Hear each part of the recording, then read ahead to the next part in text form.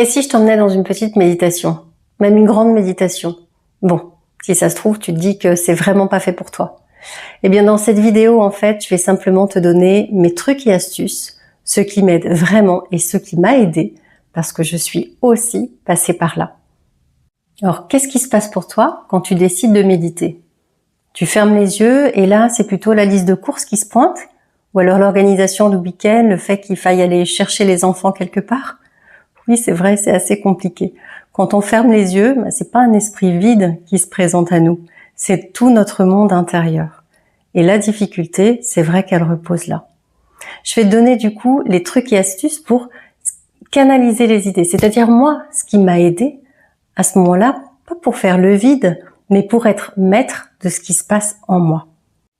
Donc la première chose pour moi, une des plus importantes, c'est de ne rien attendre. Ne t'attends pas à être détendu. Ne t'attends pas à ne plus du tout avoir des pensées. C'est être juste dans l'accueil de ce qui est, de cet espace, rien que pour toi, que tu vas créer, pour pouvoir observer, t'observer et être curieux. En fait, je crois que c'est ça le maître mot. Être curieux de ce qui va se passer pour toi. Donc, première chose, je répète, ne rien attendre. Ce qui peut aussi t'aider, c'est vraiment de rester focalisé sur ta respiration. Donc sur ta respiration, ça peut être même sur ton ventre. Tu sens ton ventre qui se gonfle et qui se dégonfle au gré de ta respiration, mais ça te permet de fixer ton attention. Bon, maintenant tu te dis peut-être, oui, ça c'est bien sympa, mais moi des idées, j'en ai plein et j'arrive pas à focaliser. Alors comment je fais? Écoute, j'ai un autre truc à te donner. Quand tu te mets en position de méditation, ce que je te propose, c'est de prendre conscience de ta respiration et de focaliser ton attention entre tes deux yeux ou sur le bout de ton nez. Tu restes à l'intérieur. Tu vas voir que ça, déjà, c'est une sorte d'encre. Et ça va t'aider. Un autre élément important pour moi, c'est d'être conscient de ce qui se passe en soi. C'est-à-dire de pouvoir s'observer. Si on n'est pas conscient de ce qui se passe, si on est complètement embarqué par nos pensées, et on se rend pas compte qu'on est embarqué par nos pensées, c'est-à-dire que on va s'agripper à elles et elles nous emmènent ailleurs, donc là on va plutôt dans la rêverie, et plutôt qu'elles t'embarquent, c'est toi qui les regardes. Donc ça veut dire que c'est pas elles qui vont capter ton attention, mais c'est toi qui vas porter ton attention sur ces pensées. C'est toi l'observateur. C'est vraiment pas la pensée qui t'embarque. Donc le coup, tiens, je suis en train de fermer les yeux et tout d'un coup je pense à ma liste de courses. Ok, c'est normal. Et là, c'est de faire ce pas de côté en disant, je suis en train de penser à ma liste de courses. Donc tu remets de la conscience sur ce qui se passe en toi. Et ça, c'est énorme. C'est la méditation.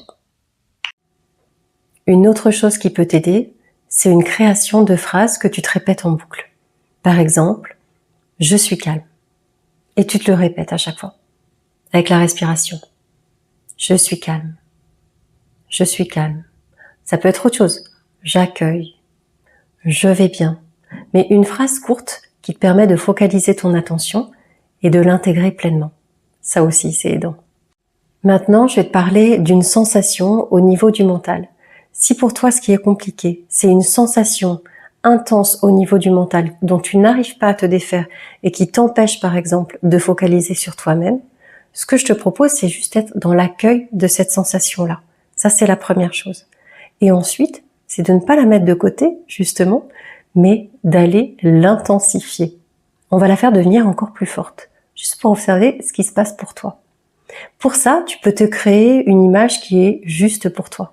Pour ma part, je me suis créé un circuit de voitures avec des voitures qui allaient de plus en plus vite et des voitures qui étaient de plus en plus nombreuses. Une fois que cette sensation a été à son paroxysme, j'ai décidé de mettre devant moi une porte pour pouvoir rentrer dans un autre espace. Et j'avais besoin, en tout cas c'est ce que je me suis dit à ce moment-là, de casser cette porte, de l'exploser pour arriver dans cet autre espace. Donc me voilà en ninja, en train d'exploser la porte pour que tout d'un coup, il se crée quelque chose de nouveau. Et c'est exactement ce qui s'est passé. Au moment où j'ai explosé cette porte, j'ai ressenti comme une sorte de libération, une sorte de calme en moi, et tout d'un coup, je suis redevenue maître de mes pensées. Ça y est, on arrive à la fin de la vidéo Et je te remets là tous les éléments qu'on a évoqués, en tout cas les principaux. Ce que je t'invite à faire, c'est simplement d'expérimenter avec beaucoup de bienveillance et beaucoup de tolérance.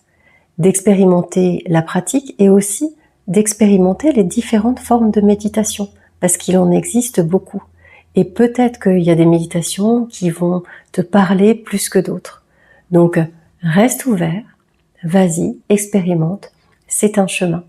Je pense que la méditation est un magnifique outil pour être bienveillant envers soi, bienveillant envers les autres, qui ouvre à la tolérance, à l'accueil. Et je pense que dans ce monde, ça fait du bien.